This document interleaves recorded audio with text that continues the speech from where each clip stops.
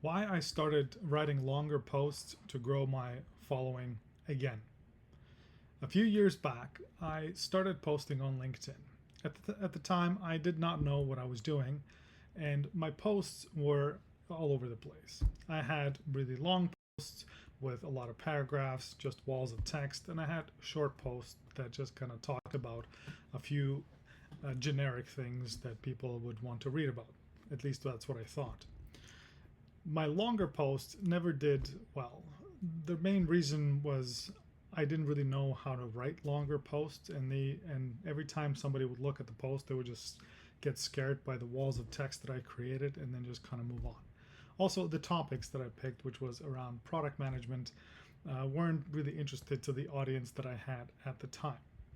My shorter posts were literal copies of the posts that bigger creators were putting out at the time. I didn't know how to write LinkedIn posts, so the best way, as they say, is to copy the the people who do know and then kind of learn and develop your style. So that's what I did, and those posts also didn't do that well. Over time, I learned how to craft posts a little bit better, pick the topics that I cared about, that I knew more about.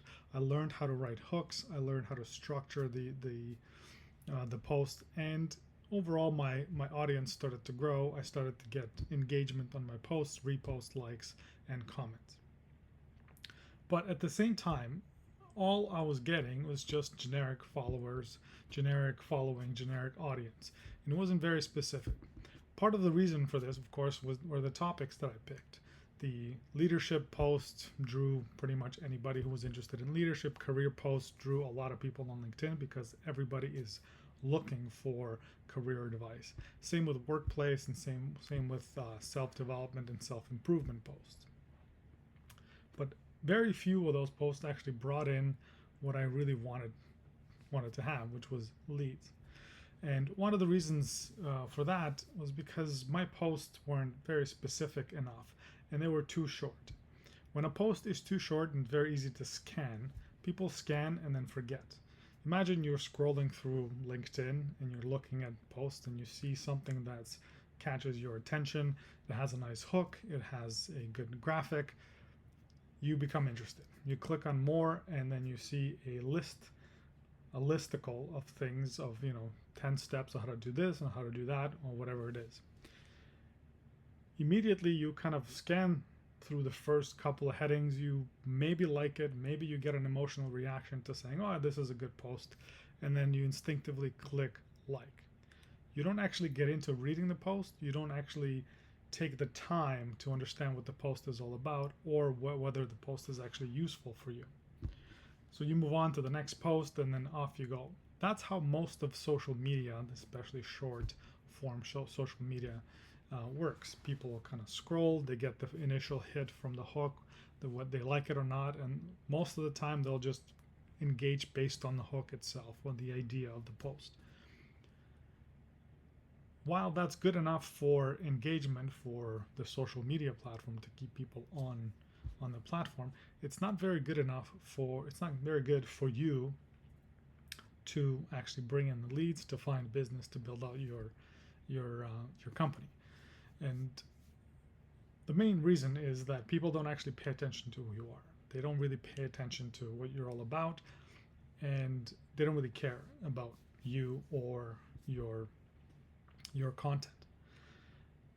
A while back, I learned this simple kind of concept that's it's very true, and it's very what's the word I'm looking for?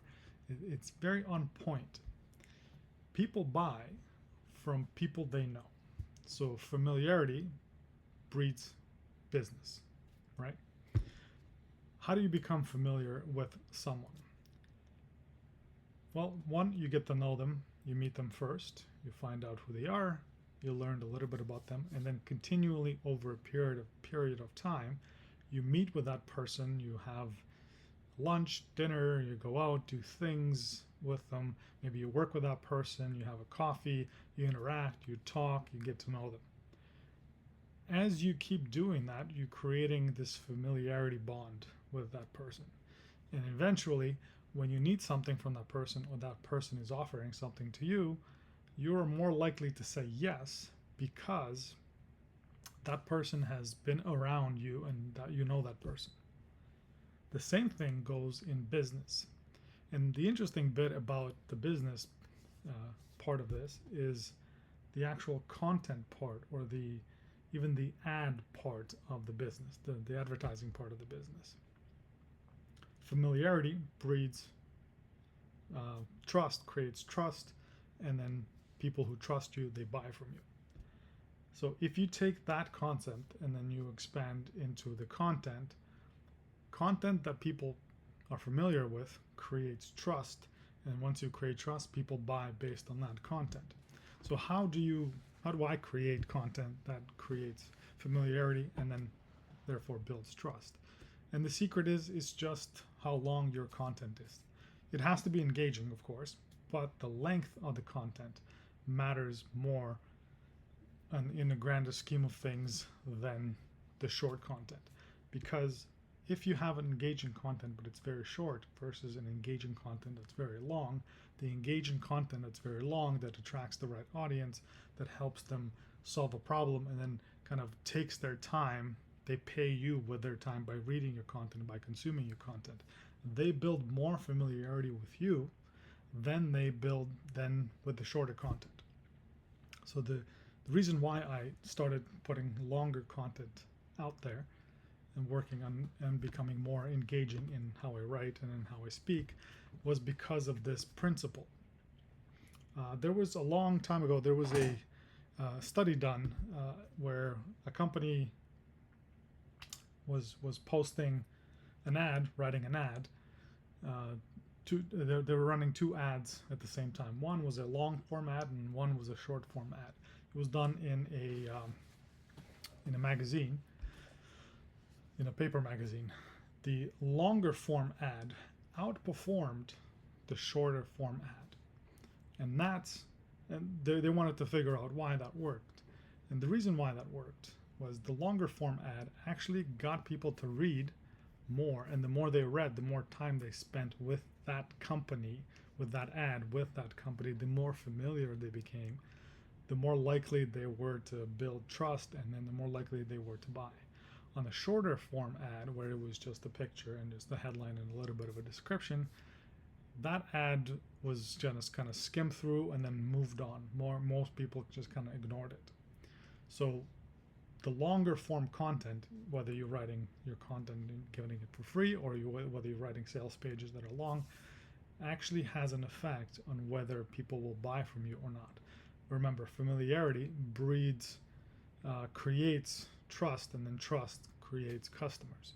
So next time you're thinking about writing content, putting content together, make it long. Whether it's an email, whether it's a post, make it longer, make it more engaging, make it so that they spend more time with you in writing, in written form or in video form.